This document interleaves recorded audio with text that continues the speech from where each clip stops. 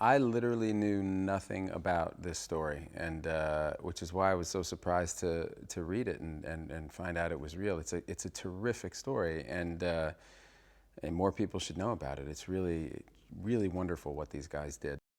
James Granger, who I play, who's based on a real guy, is one of the curators at the Met in New York, and he's restoring a piece of art when we meet him,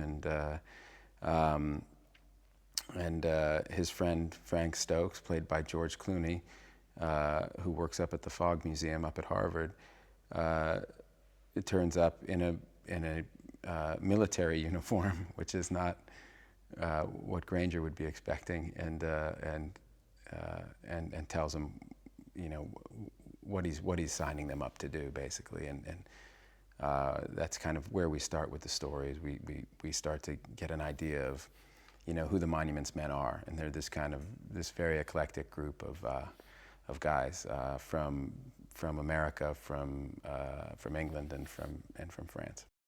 She just has this chameleon-like ability to inhabit other people in a way that's somehow more striking and alarming to me as a professional actor than anybody else I watch. You know, she plays a character who's French, and Jean Dujardin is in the movie, and he was watching one of her scenes and says, she seems French, you know. And so it's when you're playing somebody from another country, speaking at times another language, and then speaking English with that accent, and you're fooling one of the great actors from that country, I think you're operating at a pretty high level.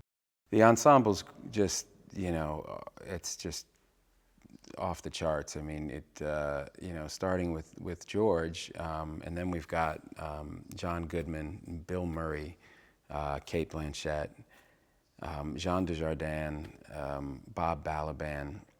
It's just a, you know, every day I come to work, and it's just scene work with different fun, you know, people that I really admire and whose work I follow carefully. So that part of it's just been fun. It's one of those jobs where, you know, I said early on, you know, to George, I'm just going to smell the roses, because this is as good as it gets. It's, you know, when you're doing something with a director that you have complete faith in, with a script that's great, and with a cast that's this top notch. It's just, you know, it doesn't feel like working. He's one of the best directors working today, without a doubt. And I've worked with a lot of really great directors, and he belongs right on that list with all those great ones. He really knows what he's doing, and you know, and on top of that, you know, you know, the set is actually, you know, it's a fun place. You don't have anybody melting down or going crazy. It's actually a really fun environment, and everybody's relaxed, and he puts everyone in a position to do their best work, and so there's nothing for anybody to be nervous about. So it's a really, you know, like I said, it was one of those smell the roses jobs for me, because it's a great place to come to work every morning.